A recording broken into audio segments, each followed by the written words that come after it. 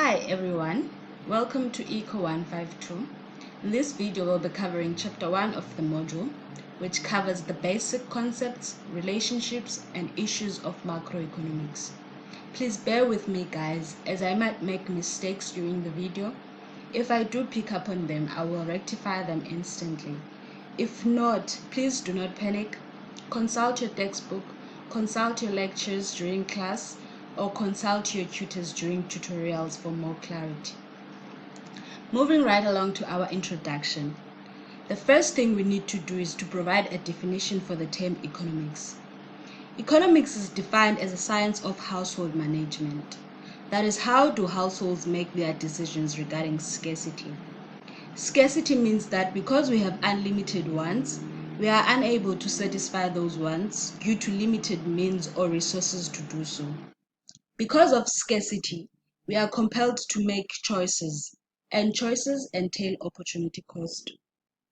Opportunity cost is therefore defined as the value to the decision maker that could have been chosen but was not chosen. To provide an opportunity cost example, imagine that an accountant and an economist have been asked to report the cost of going to a concert. So there's concert A, which is in a theater, and a ticket to get in is $25. On the other hand, there's concert B, which is a nearby park, and it is free to get in but happens to be at the same time as concert A. So according to the accountant, the cost of concert A is your out-of-pocket cost, that is the money you use to pay for the ticket. So the cost is $25. However, according to the economist, you must first ask yourself, what is it that you need to give up in order to go to concert A? So you give up the $25 that you used to buy the ticket, plus the enjoyment of the free concert in the park. So the cost of concert A is your out-of-pocket cost plus the opportunity cost. So let's put it in numbers. Suppose you are willing to pay $15 for the concert in the park. That is if it was not free. So the opportunity cost for concert A would be the $15. The out-of-pocket cost would have been the $25 you used to pay for the ticket in concert A. So the total economic cost of concert A is the $25 plus the $15, which sum up to $40. Opportunity cost is a way of thinking. It takes practice. Our next task is to differentiate between microeconomics and macroeconomics. Micro implies small. Therefore, microeconomics focuses on individual parts of the economy. It focuses on individual consumers, individual households, and firms. It takes into account utility and the price of products. For example, the price that is charged for a mobile phone in a business. On the other hand, macro implies big. Macroeconomics does focus on the economy as a whole. It studies the aggregate or total economic behavior. It is the total production of an economy. Moving to the mixed economy, there are three central questions each country must solve. Question 1, what goods and services must be produced and in what quantities?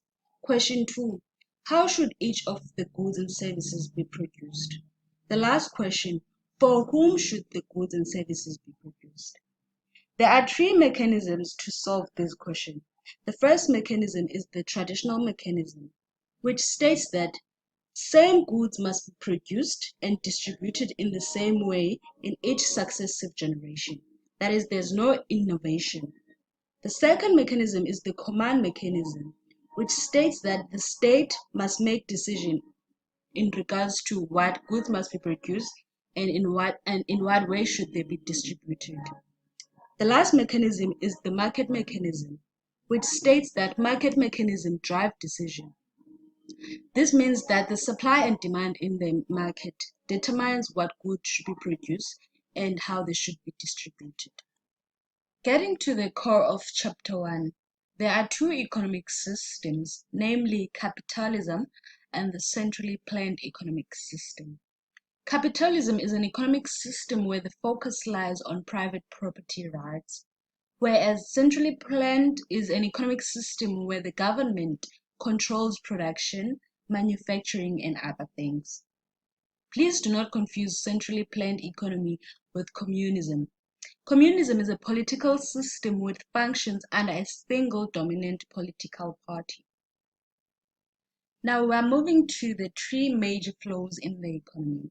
So there are three major flows in the economy, namely production, income, and spending.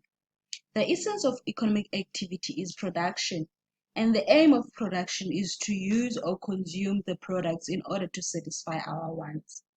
Production therefore creates income, which is then used to buy the products. During the production process, there are 5 factors of production that are used. One is your natural resources, such as land, which varies according to the quality it produces and the quantity it produces. Quality therefore refers to how strong is the product that will be produced, whereas quantity refers to the number of products that will be produced. The second factor of production is your labor, which refers to the skills that people possess, and human capital. The third one is capital, which is normally used to transform the natural resources. And then the fourth one is your entrepreneurship, which is the mastermind behind the production process. That is the person who undertakes the risk to start the production process. The last one is technology. The three major flows of the economy are interlinked. Therefore, the flip side of production creates income. The income for natural resource or the reward for natural resources is rent. And then the reward for labor is wages and salaries. The reward for capital is the interest earned. And then the reward for entrepreneurship is profit. The income is therefore spent to satisfy wants by all sectors of the economy.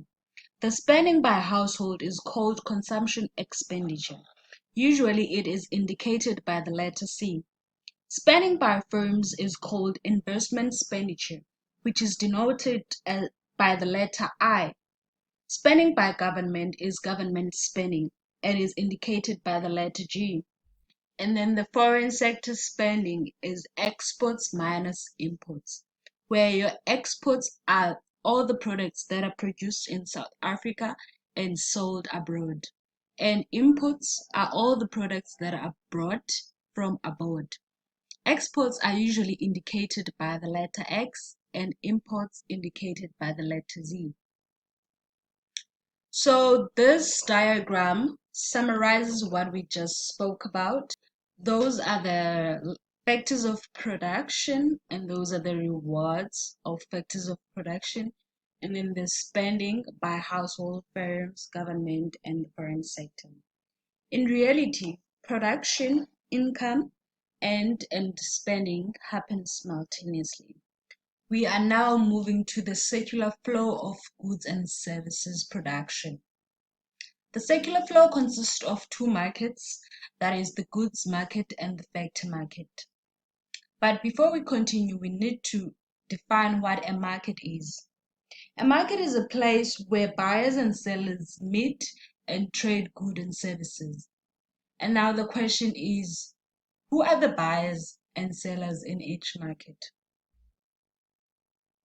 The circular flow of goods and services happens through the goods and factor market between households and firms.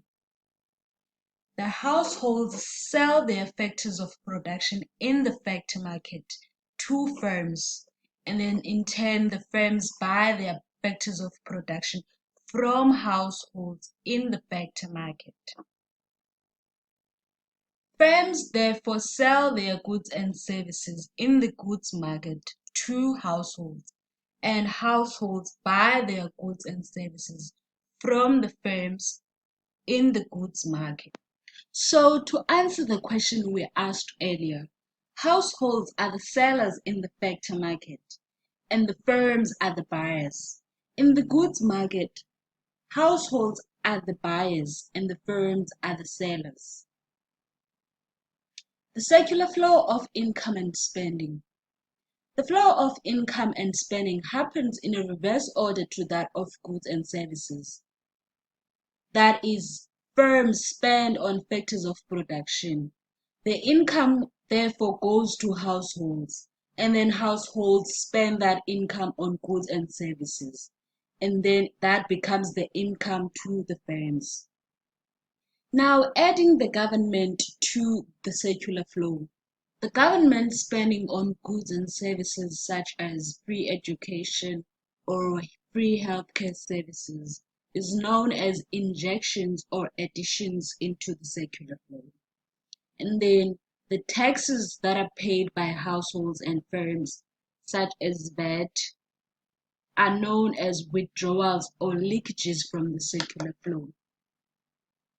Now, if we add the financial institutions into the circular flow, the injections into or additions to the circular flow is the investment spending or capital formation by financial sectors to firms.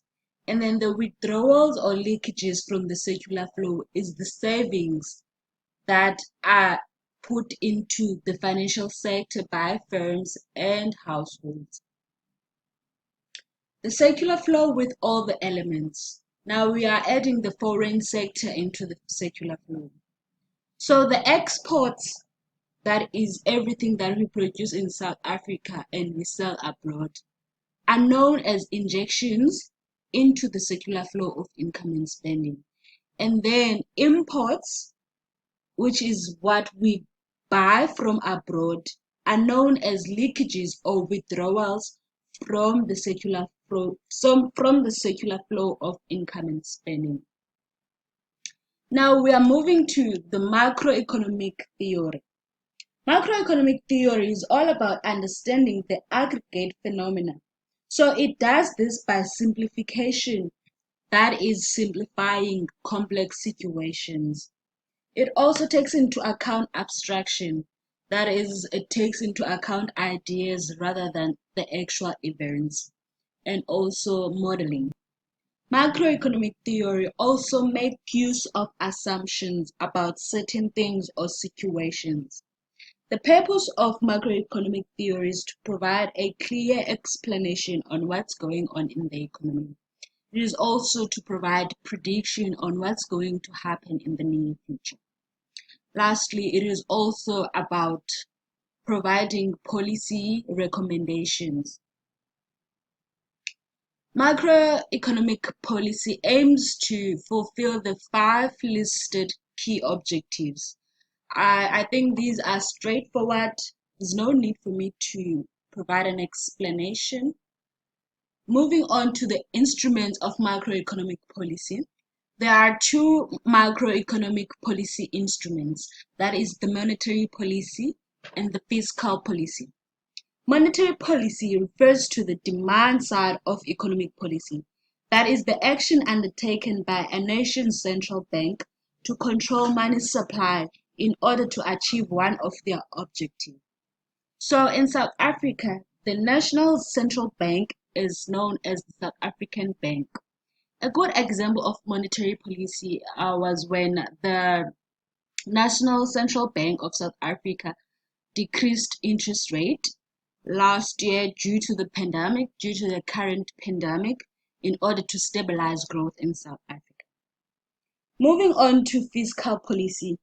Fiscal policy is a measurement taken by government to stabilize growth through tax and government spending. So a good example of fiscal policy would be when the VAT was increased from 14% to 15% in 2018. There are other macroeconomic policies such as industrial policy, labor market policy, and trade policies. Things to watch out for. Because of the time, I'll have to cut this video and do part 2 of chapter 1 to explain the remaining slides. Thank you.